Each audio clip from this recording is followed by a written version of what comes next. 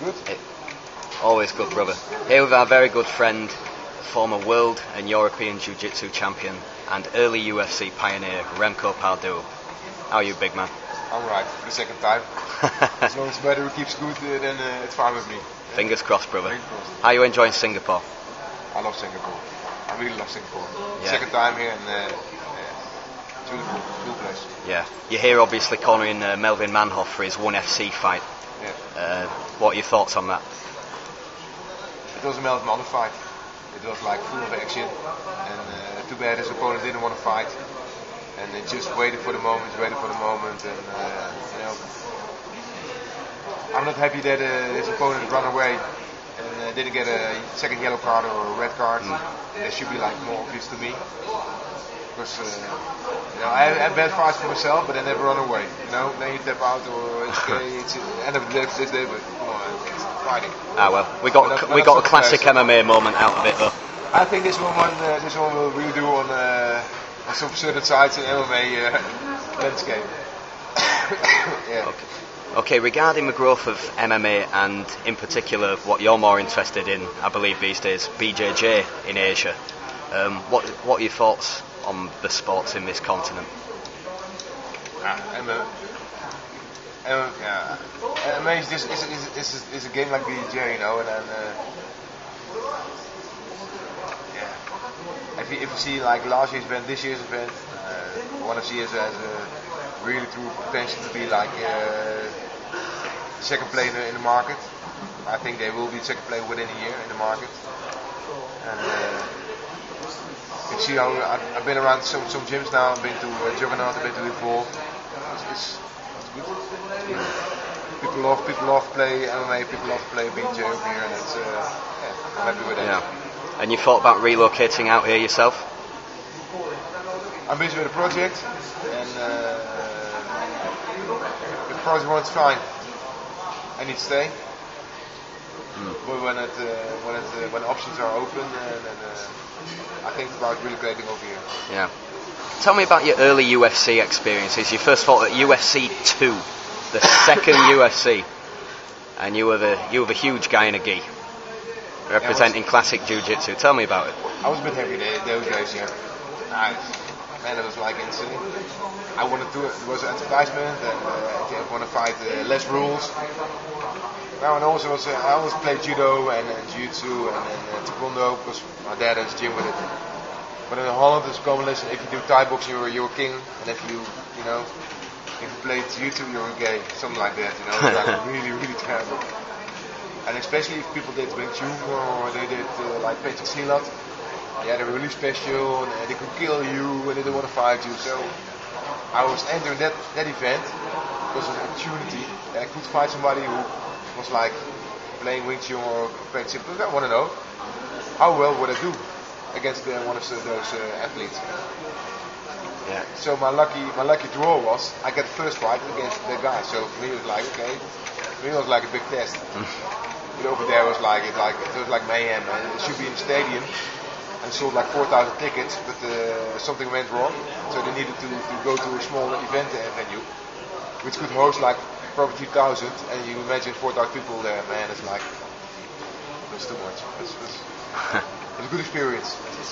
Because you fight like a world championship in jiu-jitsu, or like a European championship, or like a national tournament, it's 100, 200 people watching. You know, there's a stadium full of people coming to you, you know. It should be the same feeling like a Ramon for in Thailand, for sure. For sure. It would be like crazy. Yeah. I just love it. It was to be honest, it was like one big rush. Because you go in, I sleep, you got the first fight, between the first and the second fight, it was not, for me it was not long.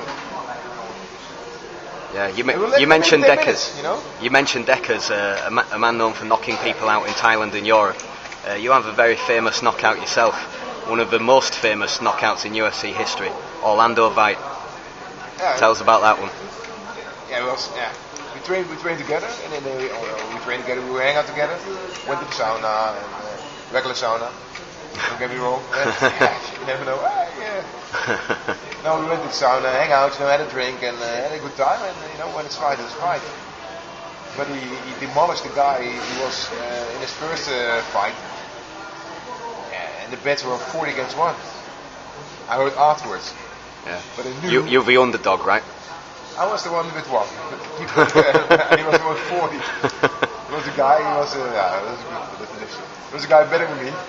He made some good money that day. He made some good money. People don't know. But man, it was like, man, he was killing the guy. And I knew his reputation because I went to Thai boxing event and I saw him fight a lot, you know. And you were intimidated? Not intimidated, but I was like, okay, don't stand up training with him. You know, my jiu-jitsu punch like, you know, they can't even crack a nutshell from an egg. You know, his punch is some different level. So I said, okay, don't punch. Get in. So I was like, okay, pushing, then get him to the fence, take him down as fast as possible. So then, he was holding on. He was like a bit slippery, but I'd like to keep him on spot, and then I saw the opportunity, and took a chance and grabbed it. It's like that. Yeah, I think you almost killed him. Yeah, they were checking his pulse. Yeah. It was like really, for me it's like really weird because I never KO'd somebody on purpose, or like, you know, it's like in sports jiu-jitsu, it's contact and somebody will go down, but it's not like really out, you know, it's not like kickboxing or like boxing. So I never had competition in that. So for me it's like I did judo and jiu-jitsu and taekwondo, somebody goes KO, but it's like, it's in the game. Yeah, you showed a lot of sportsmanship in that, because the rule set, if I'm not mistaken, for the first 5 UFCs or so, or certainly the first 2, was the referee can't stop the fight until it's finished. Yeah. So literally fight until a knockout or a submission. Yeah. And you stopped elbowing him because you realised that his entire body went limp.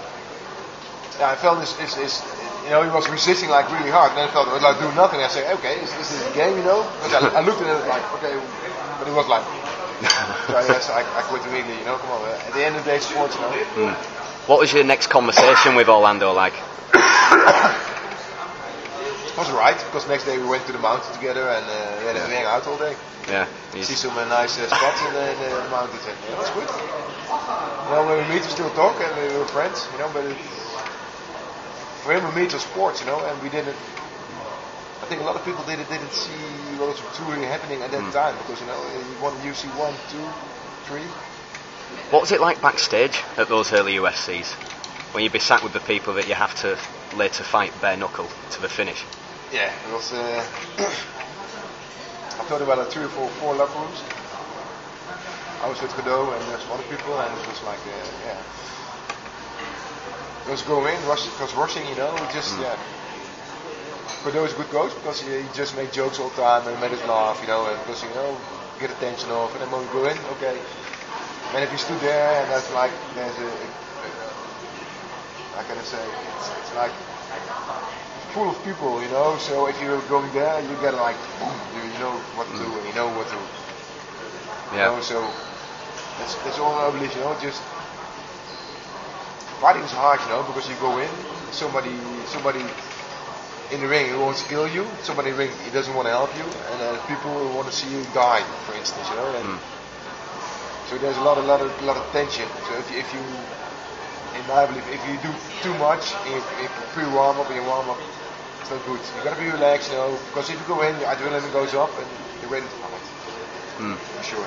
Do you have any anecdotes from that time backstage, from the Ken Shamrocks and Tank Abbots and Don Fries? Yeah, we got one. Let's hear it, brother. This the karate guy. Man, it's a really bad story. Because he Godot would talk, you know, he was like practicing his moves and his fingers, and Godot was like, what do you do? Yeah, I'm gonna push him over here, then he would like get limped, and then push him like there. Godot says, what are you doing? He was like explaining, like, push here, push there, die instantly, die within 3 minutes, and all that kind of crazy stuff. So the guy went in the fight, and he got really, really, really bad out of it, you know, he's got like jawbone crushed, his eyes bruised, his guts here like better than blue. So he came back like really struggling, you know, like couldn't even barely walk and stand. And Pardot was sitting down and just asked me a few simple questions. And how did it went? You know, like they looked at me like, what the fuck? You couldn't stop laughing. It was too bad. That's good. But UFC was nice, man. Any fights backstage?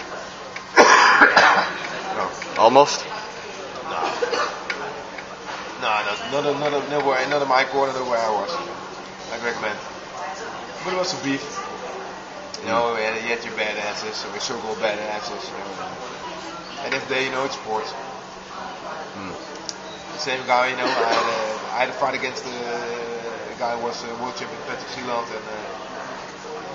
man, he was swearing at me all the fight and yelling me names and cursing me, and you can ask him everything because he had a big laugh, because he was following the conversation we had, you know, because the guy on me was like, yeah, fuck you, fucking mother, like this, like that. And I was saying, okay, sorry, and get out of bar, you know, just try and do my thing, but yeah, he was, man, he had a big heart, but he should have done. Okay, Remco. As I told you earlier, there's two people in MMA who I have heard described as they have the ability to make a lot of other black belts look foolish, and that's Shinya, obviously, and people from Holland have told me that about you as well. Well, that's a big honor, to be honest. But now I think it's like a team effort. You know, I play a lot of sports, so I know the basics and the principles of a lot of sports. You know, and I'm always interested to gain. There's a guy coming in who does wrestling really well. Okay, let him show some moves. So that's a learning experience for me also. You know, let him do his thing. So then I can, okay, we're doing this fine, we're doing this wrong. See Melvin, what he's learned in the last year again. You know, his jiu-jitsu is better. You know, he doesn't get caught in one time anymore, and he's defending himself. And, you know, I think he should train three times a week with me with a gi, but that's my opinion. And if he does that, he will. Yeah. You think training in a gi helps for MMA as well? You need to train in a gi. You need to train in a gi. There's not a single guy out of no gi, out of grappling, who became world champion in jiu-jitsu. Not a single guy. There are a lot of guys out of jiu-jitsu who became world champion in no gi. A lot of them. Why? With gi, you got to be more aware, because your grips, you work with firm grips. And you can take the sleeve in full different directions, so your balance got to be like spot on. If you don't have good balance, you get fucked up in no gi. You know, and in no gi it's just basic jiu-jitsu until a certain level. If you like top 10 level in the world, it's different, because then you learn how you do your tweaks and do your stuff.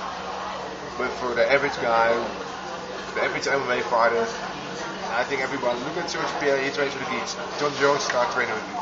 Because they really truly know it's important. It's important for your game. It's important for your balance and your overall game. Because you can guard a lot of more techniques, and your package get a lot bigger. And it's nice, you know. It's good sweat. You don't need to cut weight that much, because if you put a rest guard, put in your gi, get rolling, you have a good workout. Yeah.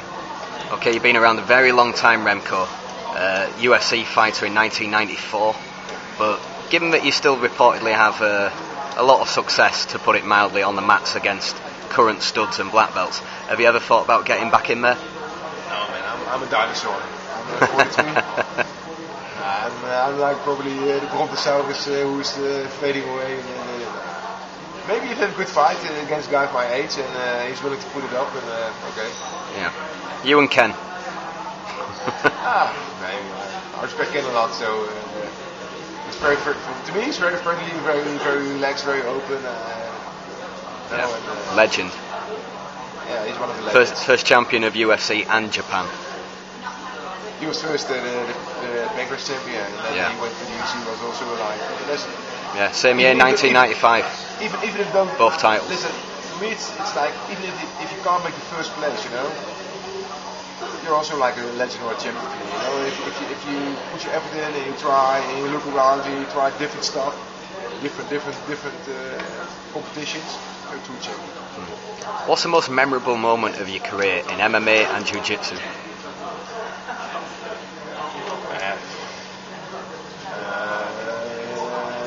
MMA was like UFC 2 was like crazy. You know, it was like I'll bet. It was big learning experience. in competition it was like in '99. I won on Saturday a tournament in Amsterdam, MMA tournament, and Sunday I won the Europeans in sports jiu-jitsu. It was really good, and what really made me happy at the time, you know, it's like four. The third time is my guys went champion in the blue belt and purple belt class 2 years in a row in the two big classes, minus 86, minus 83. We both took away the classes home, and I hope